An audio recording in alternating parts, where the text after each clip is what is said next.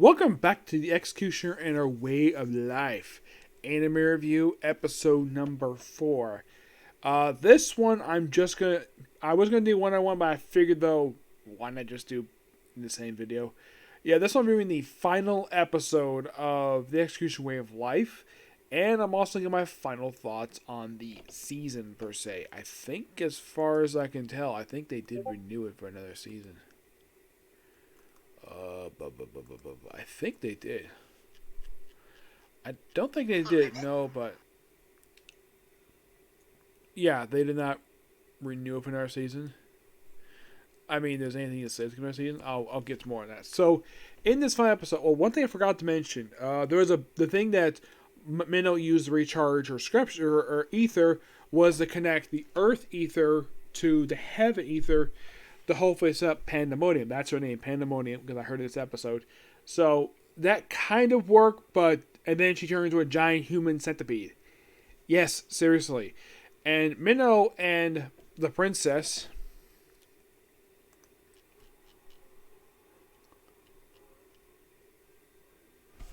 Asusa, yes.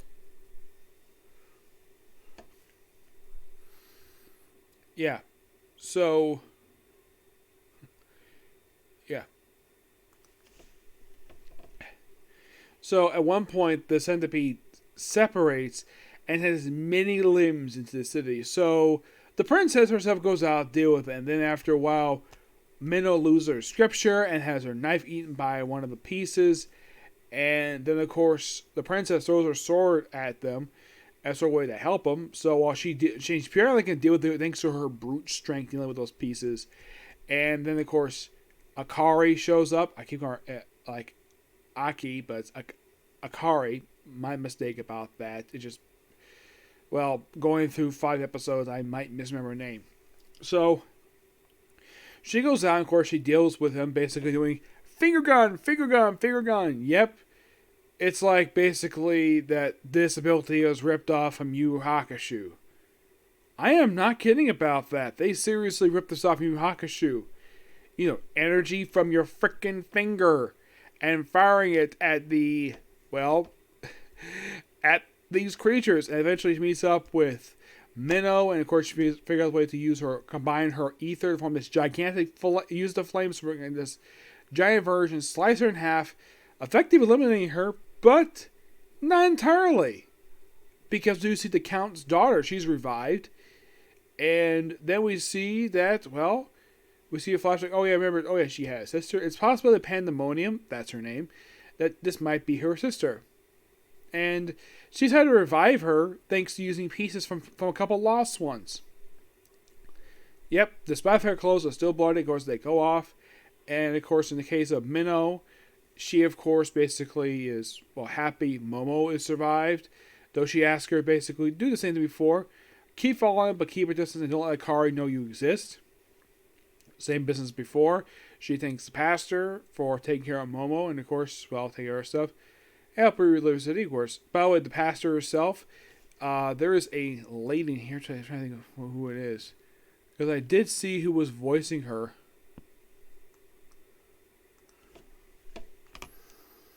Let's see.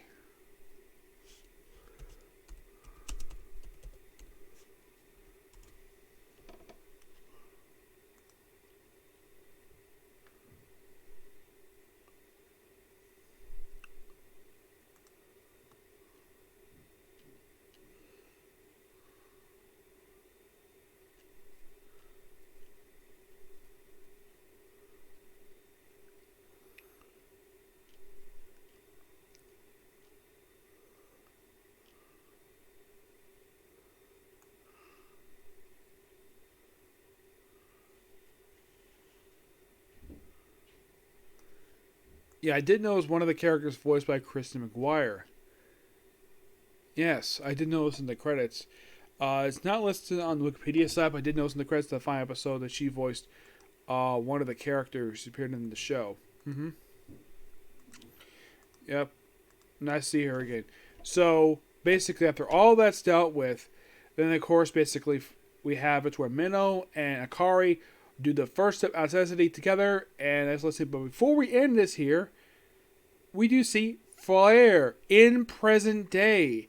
This is by far probably going to be the only time, because who knows if we're going to get season 2 out of this, where she teases basically she might get involved. By the way, the hero is called the Ivory Hero, and the Sword of Salt, which was basically seen in flashback early on in the series, apparently, according to Pandemonium, that is what's going to kill Akari. That's what supposedly can kill her.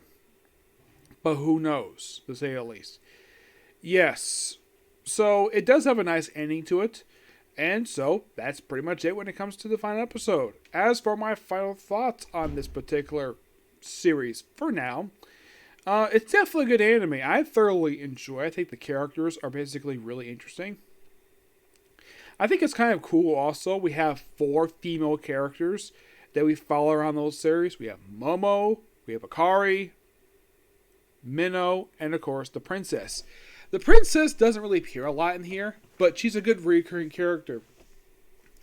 Yes, so I do like it how Momo gets a good amount of development, of course, these episodes. The princess doesn't get a lot per se, though, her relationship with Momo was quite interesting to say the least.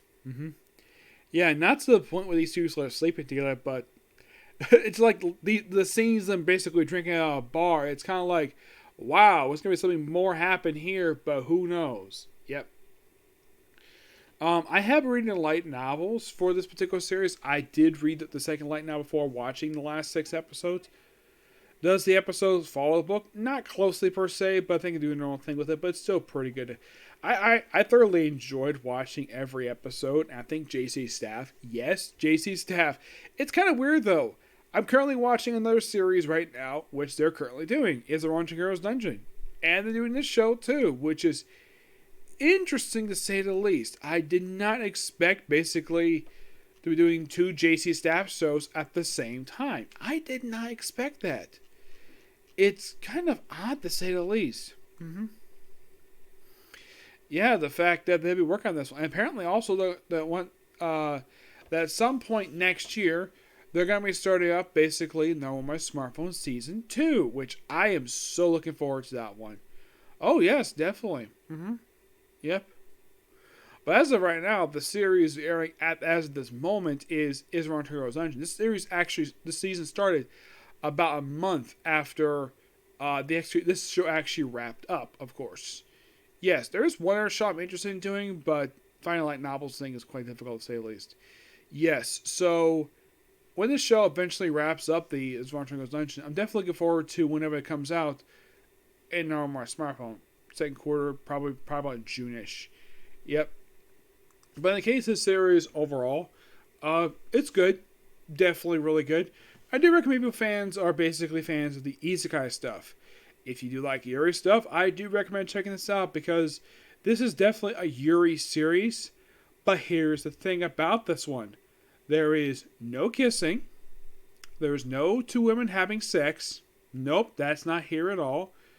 We do have characters meant to love each other. We have beautiful women in the series who are definitely attracted to each other. But aside from that, well, the other aspect about the series is very mild at best. It doesn't drive the plot per se. It drives characters, but not the plot itself. Yep. But also, I should point out though that this is another series where you have barely any named male characters.